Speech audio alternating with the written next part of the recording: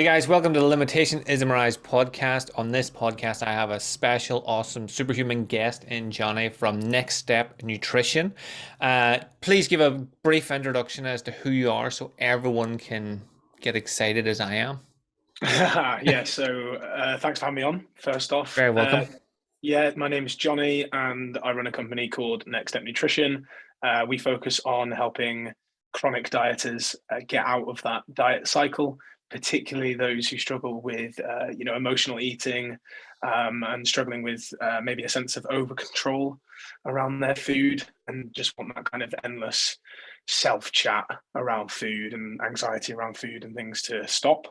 Been running it for the last 5, 6 years now, and I love it. Aside from that, I'm a musical theatre performer and average cricket player, coffee lover, beer lover, pizza lover, all those good But things. you're not allowed to be all, if you're a nutritionist, you can't be any of those things. That's against the law. I'm sure day one nutrition school, they're like, right, cut everything fun and exciting and nice out of your Yeah, life right now.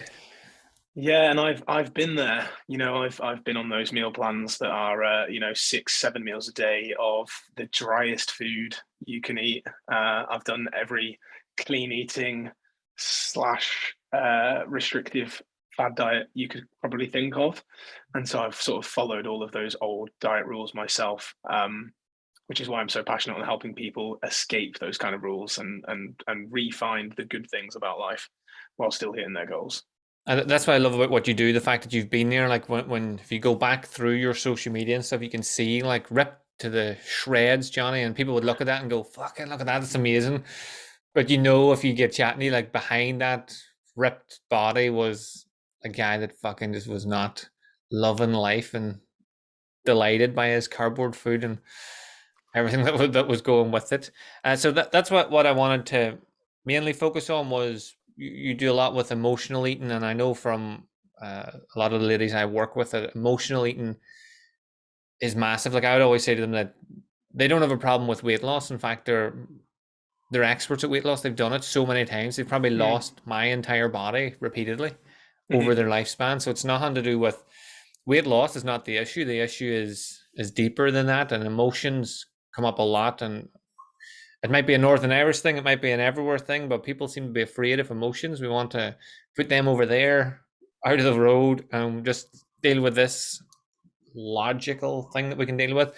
So, with emotional eating, could you give a description of what, just in case, because I've noticed over working with people, they don't know they're emotional eaters until I start Mhm. explaining it, and we bells go off, and then they're like, "Fucking hell, it's me," and then that Mhm. can be enough to trigger. So, could you give like a 300-mile view of what emotional eating is?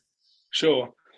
I think it's well pointed out, Liam, that you just said there, like people don't realize it until you start talking about it more in depth and they're like, oh yeah, fuck, like, okay, that sounds familiar.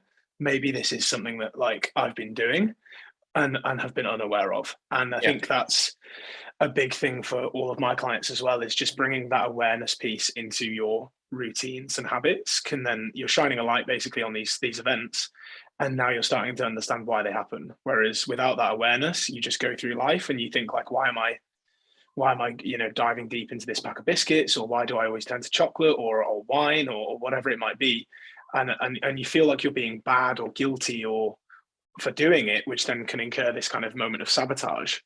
But until you start to really uncover what goes on behind the scenes, you'll never change that. Like there's no meal plan or macro target or Yeah. set plan. It's nothing to do with willpower or motivation. It's just because there are parts of the puzzle that are being left unchecked.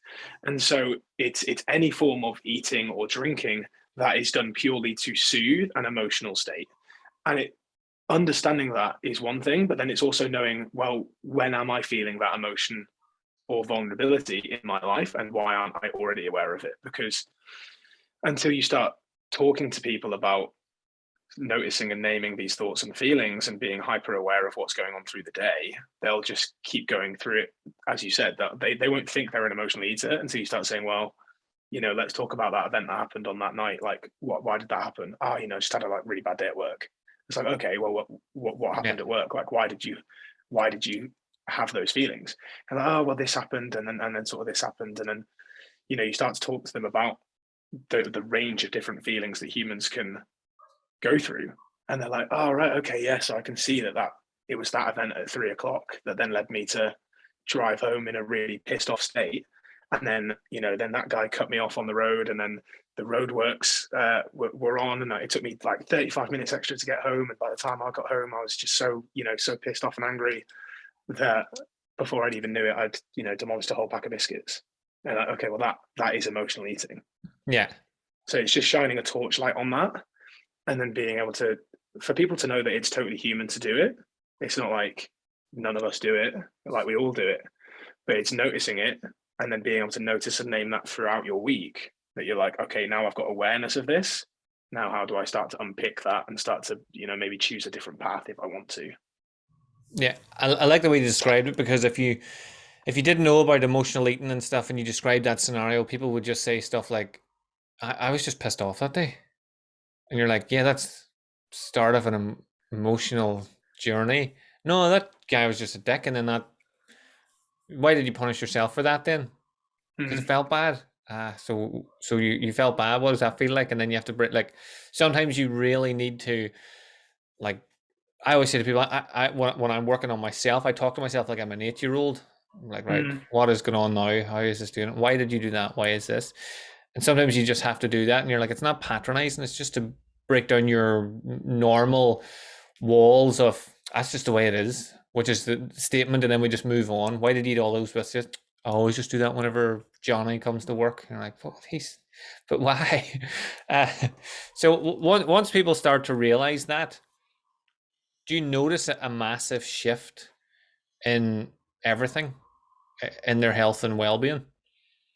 I'd say that it's more of it's definitely a shift in their mental state, and it's then up to, it's up to the client to choose what they do with it, really. Because I actually notice a lot of my clients really struggle with it, first off, because they're used to using food and alcohol as a way to deal with these emotions. Yeah. And if you decide then to actually start choosing a different path, well, you've got to now deal with those emotions and those Yeah. thoughts and feelings, and that's actually quite tough for people to do. Hmm. Like, you've either got to use different ways to regulate them, like, self-care or journaling or meditating or what have you, or you've actually just got to realize that sometimes you've got to feel shitty in order to get better, and that's really difficult as well. Like, sometimes you've just got to sit in the suck. Like, Hmm. okay, you've got a shitty relationship. It's like, well, you can't ignore that, not have the necessary conversations, and then just eat and drink your way to soothe yourself. Like, you've got to have the crucial conversations now inside that relationship to fix it, or to move on from it, like whatever that might be, whatever's right for that person. Same thing, Yeah. like with their, if they hate their fucking job, well, there's no amount of red wine or pizza that's going to make that job better. Like, you've got to decide, how do I make this job better? Like, how do I have that crucial conversation with my coworkers or with my superior, or whatever's creating that awful environment?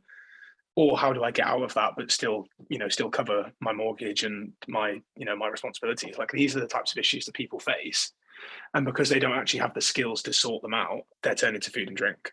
Hmm.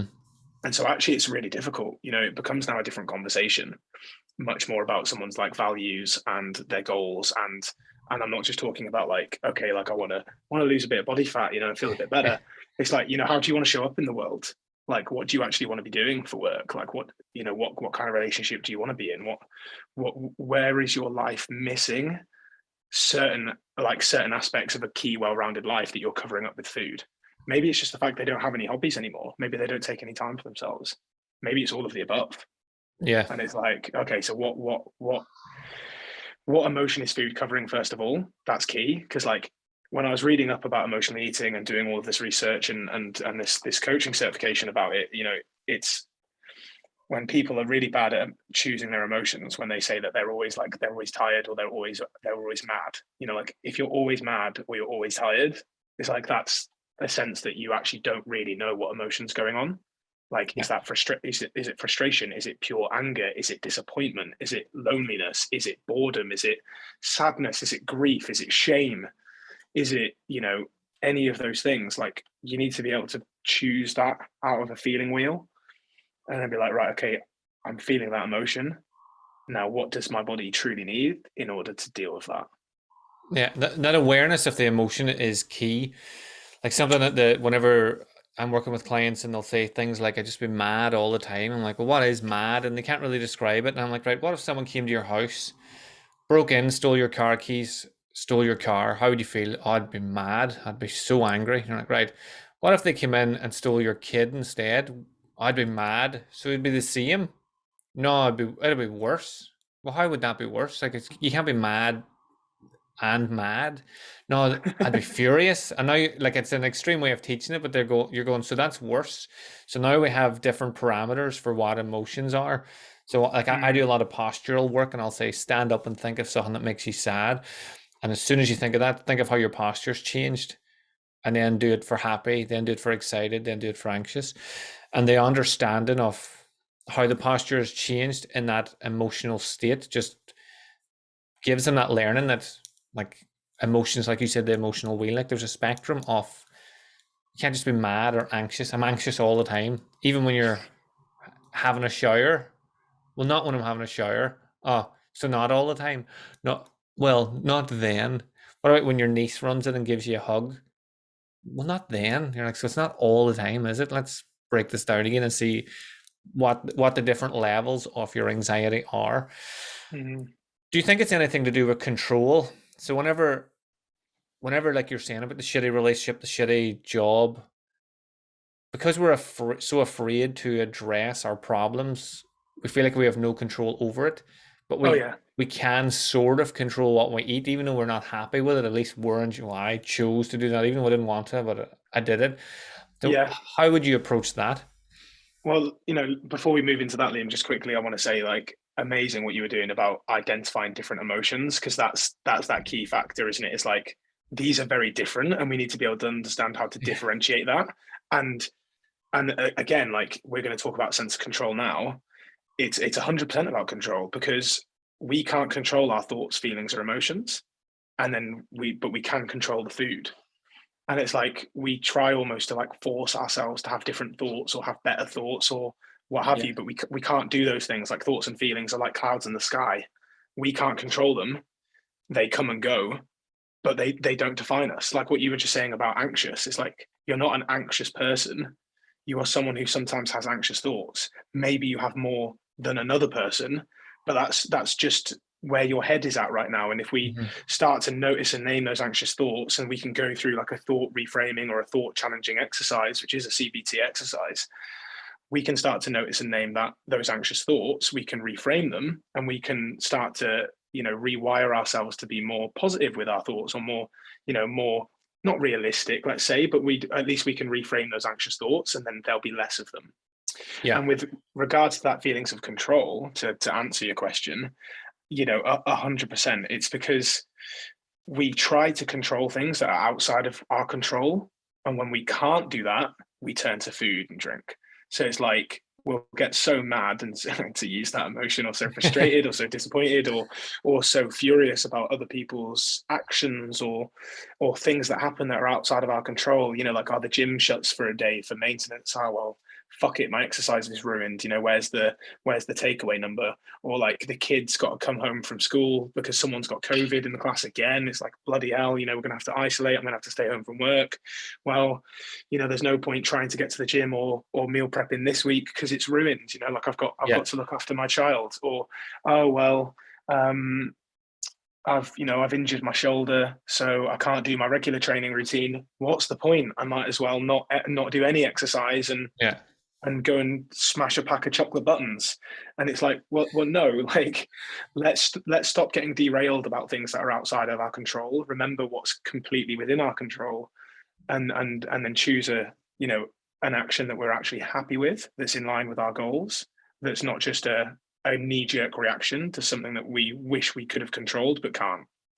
Yeah. That sort of brings back to what you were saying earlier about like boundaries and understanding your boundaries and your beliefs. And because I do a lot of core belief work, and I Mm, explain to people about control and anger. Like, anger is generally coming from somebody breaking your rules, even though they don't know your rules. So the example that I always use is, my dad sits in a different room from everybody else. So if anybody comes into my house, I think it's just, and it must be from years of doing martial arts, but I think it's just a respect thing to just pop your head in the door and go, hello.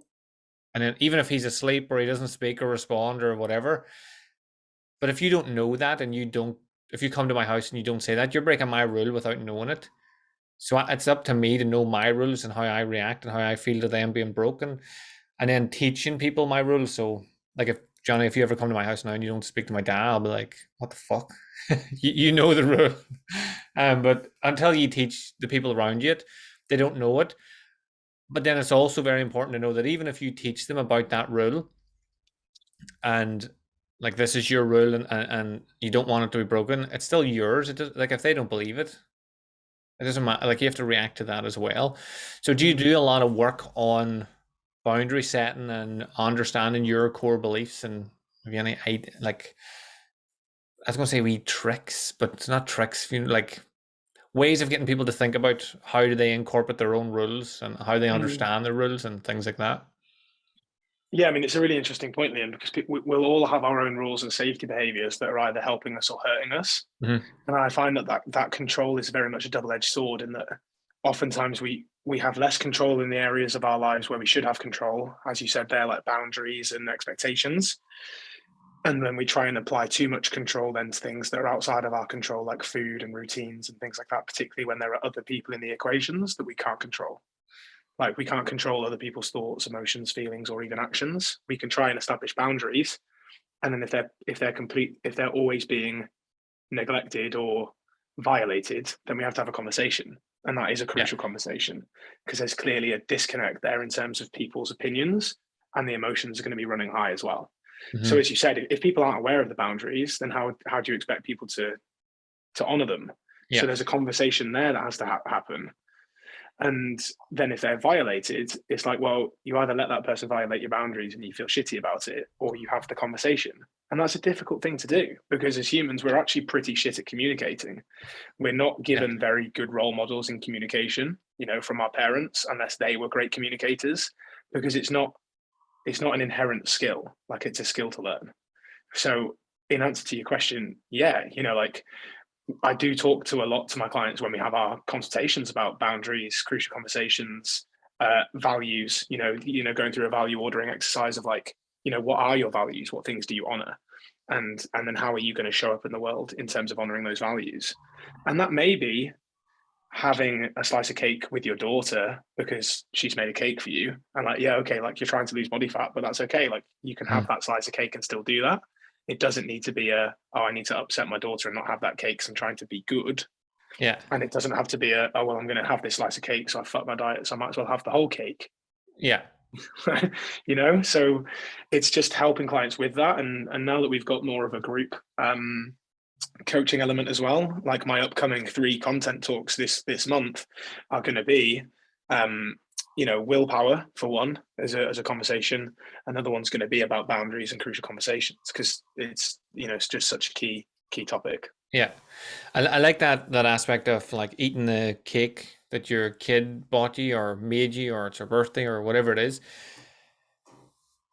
and that not throwing anything out because the you'd be the same as me. You're not trying to just change people for 12 weeks so that they look better and feel better and you're like 12 weeks, well done, gone about your life now as you did. You're trying to make lifelong changes.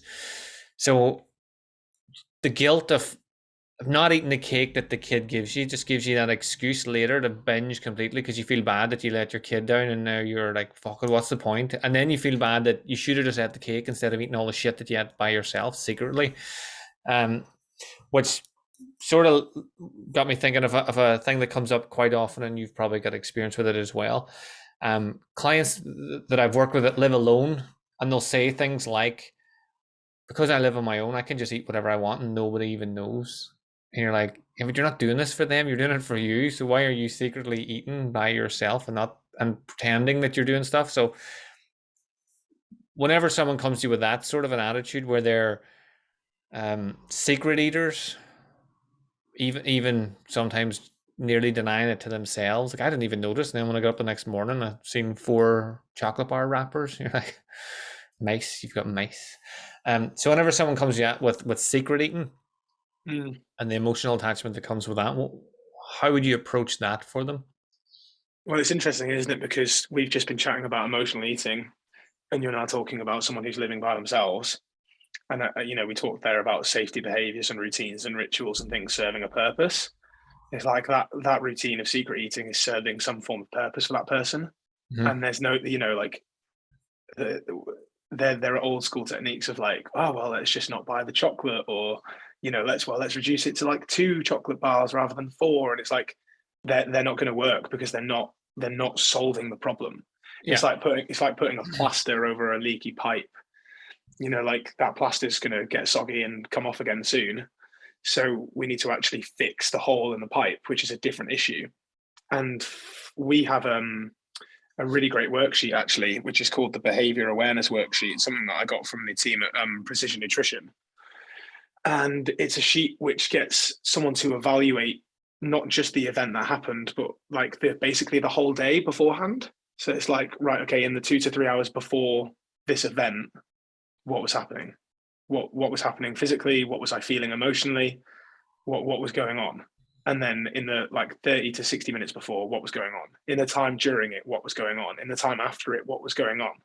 Because Mhm. you're like, maybe they wake up and they're like, oh Jesus, like all of this has happened, or they notice it like, and they're in the middle of it, or it's just afterwards, and they're like, oh man, like what happened? Like, I was just completely unaware of what was going on, or completely Yeah. mindless, or whatever it might be. But it's in that moment of that awareness of the event that they need to then get out this sheet or something similar to go through it and be like, right, okay, let's get to the bottom of this, because there's clearly something going on that I'm unaware of, and until I'm aware of it, I'll have no idea what the solution is.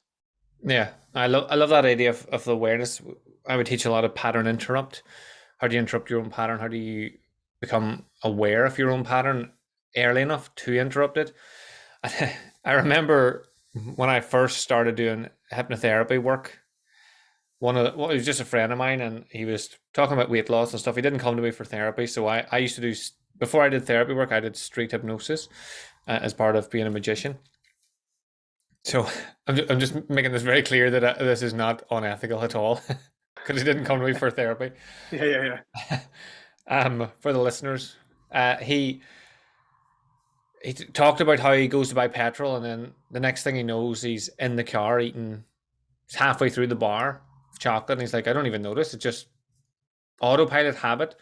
So Mm. I put a suggestion in there that anytime he reached for chocolate, he would laugh hysterically like a little old lady for the crack, just to see what would happen when I was testing out stuff. And he rang Yeah, me yeah. about half an hour later, and he was like, "You're a fucking wanker."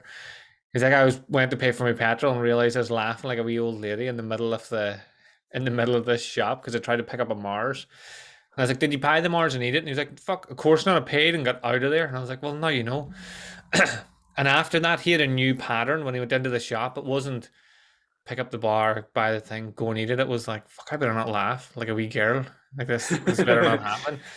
And I use it as an extreme example of pattern interrupts, but understanding your patterns, understanding your posture, and just being aware can make a huge difference in Mm. how you go about eating and making those decisions. So if you are alone and having that sheet, like for people that live alone, I would always tell them to have something on like the fridge door or the Mm. cupboard door, like just a wee post-it note that Mm-hmm. says anything. Like I have a habit of whenever my clients go off on mental rants, I just be like, here, fuck up.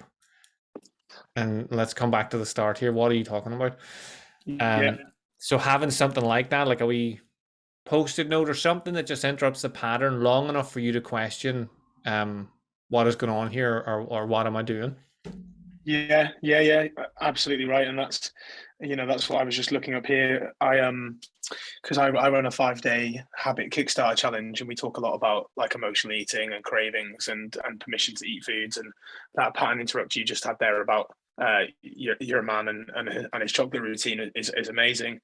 And with the post-it notes or reminders, like I talk to that about with my clients all the time, because your environment around you is so key, not just of like the foods and drinks that you have around you, like obviously that helps, but like your office space, like what's immediately in your reach, and like what things are you seeing often that can remind you about certain habits and behaviors that you're trying to do. Yeah. Because building new habits and behaviors, as you said, it's a rewire. Mm-hmm. Your current habits are wired in from years and years of doing that same thing as a reaction to a certain emotional thought. And the first step is awareness. Awareness creates change. But then if you can put little post-it notes around and little labels that can help you with those thought patterns, you're winning. So someone who did my 5-day free challenge sent me a picture of this like this post-it note they put on their fridge.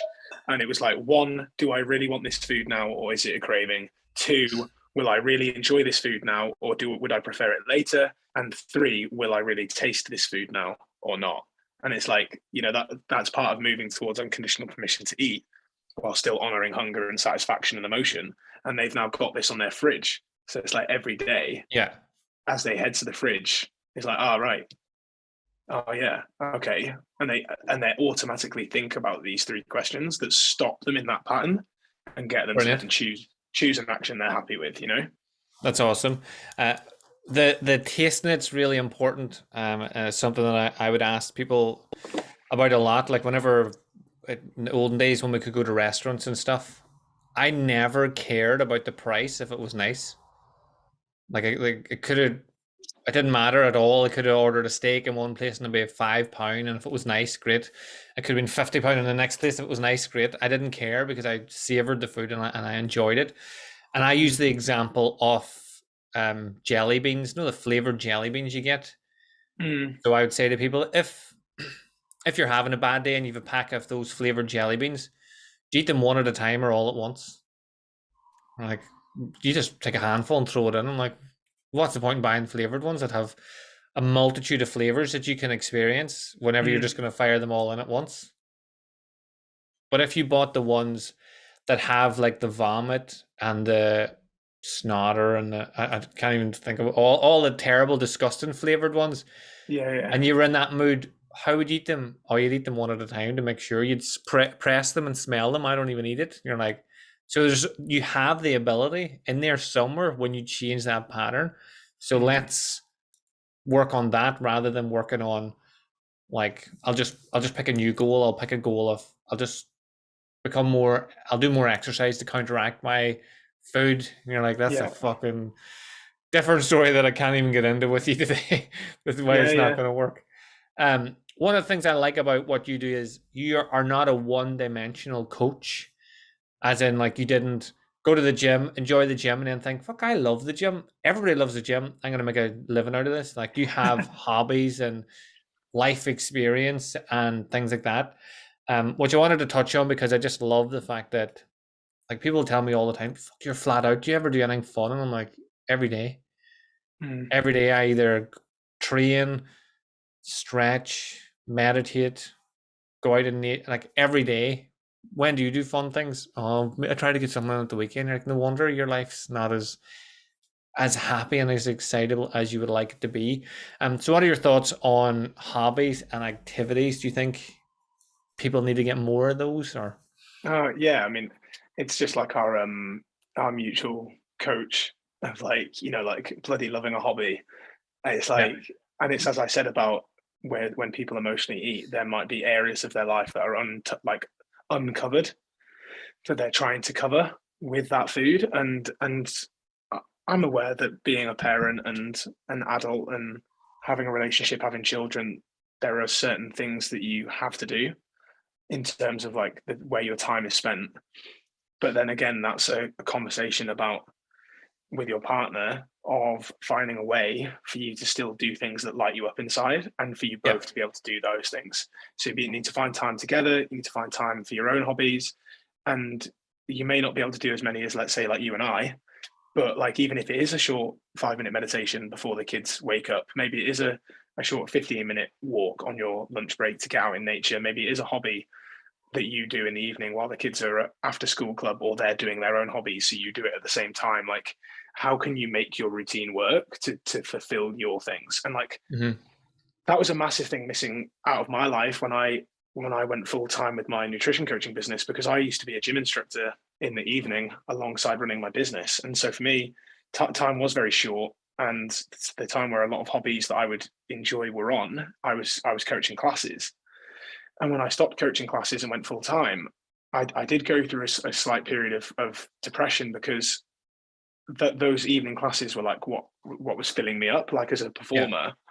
I was doing these classes, and so I was like front of the gym, like I was on stage, and Yeah. I was delivering this class, I was delivering this performance, and everybody knew my name. Like I was Jonny, I was a coach, like I was here to deliver this performance, this class for everyone. And then when that was taken away from me, don't get me wrong, I love my job, but I was like, I didn't have that. Hmm. And I had to dig deep to myself and think, yeah, like as I was growing up, I played cricket, I played rugby, I did musical theatre, and my teachers at the time were like, Jonny, you're flat out, like something's got to give if you're going to Yeah. get good grades. And I was like, nah, I'll show you, I'll show you. And I did, like I got decent grades, I got decent degrees while still doing all these things. And so I was like, I've got to go back to those things. And so just last week, it finished on Saturday. I was in a musical theatre production in my local city of Leeds. We're doing a couple more venues actually, but not until next month. Play cricket, do that 2 evenings a week on the weekends as well in the summer. And it's like I'm very big on helping my clients find those moments and activities that light them up inside, whether that's singing, dancing, drawing, painting, reading, listening to music, doing an actual thing, or whether it's just something small like that. Yeah, I love that because whenever people are coming for coaches, like the average Joe doesn't need a coach just in fitness and nutrition, because like we've noticed over the years that when people have, I've never met anyone who's gained a load of weight unless they've done it on purpose as a marketing tool. I've never met anyone who's gained a load of weight um by just eating food. They're just like, oh no, I just eat food. My life is perfect. I love everything about my life. I'm emotionally, physically, mentally stable. I just eat food. Once you start looking into it, you're like, oh, I see the problem. You're emotionally stable because the emotions are over there and you haven't went Mm. over there for a long time. So whenever they come to someone like yourself, that you don't just do this stuff, you live a life. You're it's much easier for people to connect with you, I think, than the guy that is just the gym coach who just gyms and does nothing else. Like most of the coaches I've connected with over the years nearly do as much outside of the gym as they do inside the gym. So I like that you sort of live that and teach people that it's not just about um, being calorie counting and moving more and hating everything else about your life. It's about incorporating everything together to create it. And the fact that you said like dancing, singing, drawing, I would be the same, but like try everything. I give you a list of like 20 things you can try. You might hate all of them. Like when people tell me they hate vegetables, I hate vegetables. I'm like, all of them? You've tried every vegetable that exists, all of them. And they're like, Oh, well, not all of them. Like, well, then how do you know? I used to say that I was terrible at school. And like I used to tell my teachers and stuff, I'm like, for all we know, I could be the greatest horse racer to ever exist. Just no one's ever given me a yeah. horse. And they're Mm. like, nobody would trust you with a horse. Fair enough. But so the more you try, the more that you learn and the more that you can develop within yourself, and it helps you with your rules and boundaries and stuff. And that's why I wanted to bring up the hobbies, because if you are someone that is into all the stuff that you're into and then you have a partner, it's part of your life. And I see too many people getting into relationships and stuff and they lose a part of themselves. And then, like we've been talking about, you fill that void with food or with drink or whatever it is, instead of talking with a partner and saying, this is what I do, and this is why you like me, because it's what's created, that's how I've created my life. So if people didn't have a hobby, if they were listening now and they were like, fuck, I don't think I have a hobby, what would you suggest? How would you suggest them to start? Well, it's interesting, isn't it, Liam, that you just said about, have you tried every vegetable? And people were like, well, no, probably not. And when you say vegetables to people, people do just think of like really boring, bland meals, don't they? They're just Yeah. like, they're just thinking of green broccoli or cauliflower or any of those things that really are quite tasteless, rather than like making something that's really nice and enjoying Yep. it. And with hobbies, I mean, yeah, it's as you said, like you've just got to try things, and you're not going to like everything, and that's okay. That doesn't mean you just give Mhm. up. Like I used to sing in a choir when I was at uni, And so one of the first things I did when I got out of gym instructing was like, right, okay, well, I'll try and find a choir, and like tried a couple in Leeds that really I didn't really gel with, and then found another one that was full of like younger people, and I was like, oh, okay, yeah, okay, like I'll get into this. And I was doing it, and actually it was from that choir that I then got back into musicals, because there was a member of that choir that was like, oh, I'm part of this musical theatre company and we're looking for guys for our production of Footloose. And I was like, oh, I did Footloose when I was at Awesome. uni. Cool. I did Footloose when I was at uni. So I was like, yeah, I'd love to come and audition. And I got a part, and unfortunately, I couldn't fulfill the role because there was a date that clashed with a friend's wedding. So I was like, I'm just not going to be able to do the performance. But during that time, I realised that like I was doing the choir, and I actually didn't really enjoy the singing of choral singing. The thing that Mhm. I remembered enjoying about the choir was the fact that all of my friends from uni were in the same choir. So it's like Yeah, we just had a great time, and like we yeah, went to like France and China and London, like touring with this choir. brilliant. Um, and it was more those experiences that I enjoyed as opposed to the singing in the choir. But that choir brought me into musical theatre again. So it's like, you know, you've just got to try different things. And if there were hobbies that you did when you were a kid, you know, the question I ask my clients is like, what did you used to do that you just used to do for fun, for shits Yeah, and giggles? And they're like, oh, well, I used to do this, but I can't do that anymore. Why not? yeah, What limitation have you put upon yourself? yeah. I love that, and it's probably why throughout my life I've done loads of different stuff, like martial arts, magic. I was a pole dancer. I was meditation, like all sorts of stuff. Like I try everything. So then whenever I just love being in that position that when people say, "Oh, I used to do this, but I couldn't do that now," and you're like, "Why?" I Yeah, why? once fucking got, since we're talking about, I took my sister to an audition for West Side Story, in the Millennium Forum in Derry, and when I was there, the casting director was like, "Are you not auditioning?" And I was like, "No, I'm just here with my sister." And then she asked me, "Would I audition?" And I had nothing else to do, so I was like, "Yep, fuck it, why not?" And then cut to a few months later, me and my sister are on stage, and I'm tanned, wearing like fucking random clothes, singing songs from West Side Story. I love Uh, that. I love that. It's so good. so when people come to you and they're like, "No, I could never do that," and you're like, "Why?" Like what? Like literally, what is the worst that can happen? You already feel like shit going and standing up and singing in Puerto Rican. And I'd never watched West Side Story before. Like the Right. first, they Okay. were like, "Oh, everybody's seen West Side Story," and I was like, The best bit about it was whenever my letter came through to say I got into the cast before Vicky's Mhm. did. Right. So I was like, well, that's it. Um, so I just love that you're like in that position where people can't really say, well, no, what you wouldn't do it, and you're like, I would, I've done this, Yeah. I've done Yeah. all Yeah. that. I do Um, regularly. what is your favorite musical? Oh, that's the $1 million question, isn't it? Um. Oh, right. So this is difficult. One of the okay. One of the best I've seen is Matilda in the West End, Cool. because the production was just insane, and like the you know the set and the choreography and the music. It's just such an unreal production. Really, really good. One of my favorites to listen to is a musical called Next to Normal, which I've never actually seen because it only ran on Broadway for a short time. It's never come to London. But the music in that is just insane. And then, I mean, one of the classics that I just enjoy listening to performing in is always just Les Miserables, because Yes. it's just a great show. Let's be honest. Yeah. Les Mis would be my favorite of all of them. Stars is my favorite song. Is it? Yeah. There you go.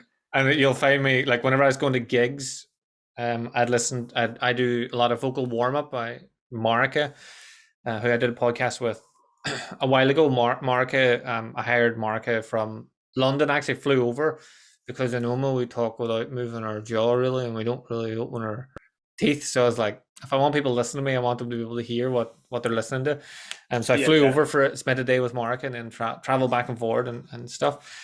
And so I do my vocal warm ups, and one of them is like when I'm driving to gigs is stars, like with the Russell Crowe stars, because I just like the way his voice was. Um, Yeah. so Vicky, my wee sister, was just went to see Everybody's Talking About Jamie. Is that what it's called? The tour. She went like it was on Saturday there. She was in Belfast on Saturday watching Yeah, it. yeah. One of my clients is in it, Brilliant. Cool. So I'll so I say saw now, that I'll be recently like, in Leeds. actually, Yeah. one of her favorite shows. I watched a lot of them growing up with Vicky. Let's see if I can remember. Let's see if you have a response to this. What's the number? 525,600 minutes. Yeah. That's what you're in this That, week. Is that right? Was yeah, it the right yeah, numbers? yeah, Yes. yeah. That's the like the most famous song out of Rents. Yeah, it opens Act Two actually. If Every so people wonder often, where it is. I'll just blast that at Vicky whenever she talks. So it was the one that I like. No, she got me into watching musicals and stuff via like Les Mis and all the ones that you've heard of. And then all of a sudden she's like, "Let's watch this one." I'm like, "I never heard of it. I don't trust it. I don't like it. Get away from me." But then I enjoyed it. So I've taken a complete segue because I enjoy musicals also, and then Oh, good. got to sing a bit at you. Uh, Yeah, we've got. I think there were some videos of the dress rehearsal actually. So if I get any of those coming across, um, then I will send them your way. yes, awesome. Um, so just to get back on track, I know your time is precious, so I don't want to keep you Oh forever. no, don't worry, don't worry. What advice would you give someone now that's been listening to this podcast and got through the musical spiel that I just went on, Hasn't uh, left. and is starting to think, fuck, a lot of that is me. I'm not really self-aware. I'm not paying attention. But now, the good thing about self-awareness is it can happen in an instant. You're like, fuck, I'm not self-aware. I didn't know that I was this and this. You're like, well, now you are. So, Yeah. ta-da, you did it. Um, how would you advise people to just build on this now, the little bit of self-awareness that they might have just picked up from on this podcast moving Well, forward? I mean, you and I were just talking there, weren't we, about post-it notes in certain places where we spend most of our time that can help reinforce new pathways. And I also like using technology for that as well. Like when I realized that I was really, really low in self-compassion and that building more self-compassion would be good for me as a person, I set myself a reminder to read a positive like self-talk list twice a day. So like Cool. 8 a.m. and 5 p.m. like read that list. And I just did it. And I got used to practicing more self-compassion through what I was reading. And that would be my advice to people listening to this. Like if this has struck a chord with you and you're like, okay, yeah, there are moments where I'm probably emotional. Well, what kind of little reminders can you put around your house where these events normally occur that can help you stop and notice what's going on? So is it on the, putting a post-it note on the fridge and the cupboards, like that client that messaged me on Facebook with those three questions, or is it like a post-it note on your car dashboard, because it's usually when you're driving that you feel some kind of emotion that makes you swing in for chocolate bars at the garage or drive through at McDonald's, and to do so mindlessly. Like where can you pattern interrupt these with some reminders that are going to help you not only become aware but then also start to notice and name your emotions. Mhm. And if people want to know more about noticing and naming emotions, then looking up on Google Images like a feelings wheel is a really great tool, because then you can literally have like an image of that saved on your phone and you can Yeah. know that like, okay, I'm feeling this right now. And just being able to actually differentiate what emotion you have and emotion label is powerful in itself. Even just understanding what that feels like. If you Yeah. understand what sadness feels like and happiness, then you can go, right, I'm feeling sad now. And to feel happy, I need to change the sensation in my chest to be this, the stance to be this, my head Mm. position to be this. And I need to, like, having that little list. The example I use for myself is my sleeping pattern was terrible. It used to be fucking brutal. And I was a manly sleeper. I can do 2 hours, 3 hours. I don't give a fuck. I don't need sleep. I could motor on, and I didn't know I was getting through the day rather than optimizing my day. So I have an Yeah. alarm now that goes off at 12:30 at night, and no matter what's going on, like 12 is shut down, and that might still seem late to people, but it's a lot earlier than it used to be. Mm. And whenever I think it's important, whenever you set these boundaries for yourself, to have them non-negotiable to start with, so you Mm. can lock them in. And I remember being around people like at the very start when I set these alarms, and my alarm would just, the phone would vibrate in my pocket, and I would just get up wherever I am, like, right, I'm away. And they're like, where the fuck are you going? I'm going home. It's half. I'm away. I was like, I'm it's off. 12. I'm away. Good luck. And I Yeah, would just yeah. leave, and people would give me shit about it. And then eventually it just, because it was my non-negotiable, it was for my well-being, I just outweighed that till either they change their pattern, right? If they want me to come and watch a movie with them, we need to watch the movie so it's over at 12:30, because Mm. that fucker will just get up and leave. And I did it. Like, I would just get up in the middle of, like, weddings, everything, whatever. I Mhm, don't even go to mhm. weddings anymore now. I was thinking that whenever you were talking about you couldn't go to the wedding because of the thing, I was like, I would have been using the play. I was like, this is my opportunity. This is Broadway calling. I can't go to your wedding. And just left it. Send me the video. I'll watch it. I wouldn't watch Yeah, it. But just setting those non-negotiables just help reinforce everything, and it shows you that, fuck, I am capable of turning this around. Like with anything, with anxiety, overeating, all of it. Oh, I've always done this. Like, always, like your whole life, like your entire life. I've always been afraid of spiders, even before you saw one.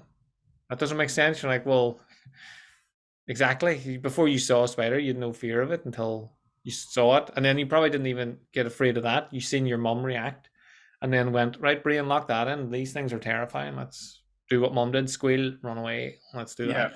yeah, yeah. Um, so I love that advice for people. It's so easy to implement. Just start with wee post-it notes about the house. I can just have them dotted places that will affect you, and then over time, like, I know in my house, if you came to my house, you would see, like, my swords. Like, I have a weapons wall in my other room. Oh, cool. For I always thought it would be fun to to go out on, like, a blind date and convince the person to come home with me, and just open the door without saying anything about martial arts, and just see their reaction when they see my The stuff on the bedroom wall. with like 10 swords on the wall. Uh, but every time I wake up, I see them, and that reminds me of the consistency, the effort, the time, everything I put in. The books that I have are in order, like, of things like, this is the first.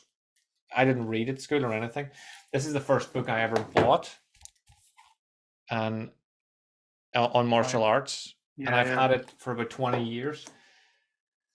And it just reminds me of what I did to get to where I am. Like, I didn't have a fucking clue whenever I got that book. But I was like, this is what I'm gonna do. This is what I'm gonna learn. So Yeah. it gets beyond the post-it notes and just gets to the point where your things of your life. Like, I wear a chain that a kung fu master gave me, that was blessed by the monks in Thailand. And when the head monk died, the new head monk came in. The master sent us away to get blessed by him again. Right, right, right. All of that comes into my head, and and reinforces all of that. Same as the screensaver on your phone, having something like a post-it note to just reinforce it. Mm. So I love that we're on the same path with that. Um, Final question for you then before we round up. If you had a superpower, what would it be? That's a good question. I got asked that recently by my fiance. Um, and at the time, I answered something really lame because I was like, I want several. I didn't realize it was only one. Um, what would it be? Superpower. I would love the ability to fly because then I wouldn't have to pay for petrol. Whenever people tell me they would love the ability to fly, I always ask them, would you not need super speed with that as well? Or are you just flying at the same speed as you can run?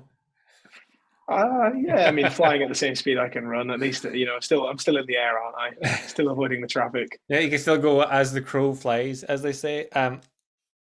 If I had to guess, I would have guessed you would have wanted multiple, because that's the type of life you lead.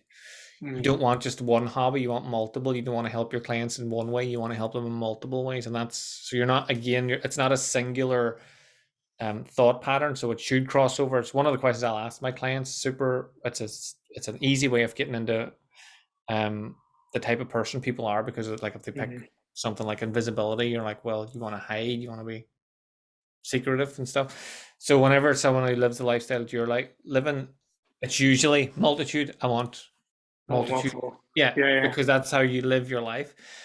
Johnny, I really appreciate your time. Thank you very much. Where can people find you whenever they want to find you?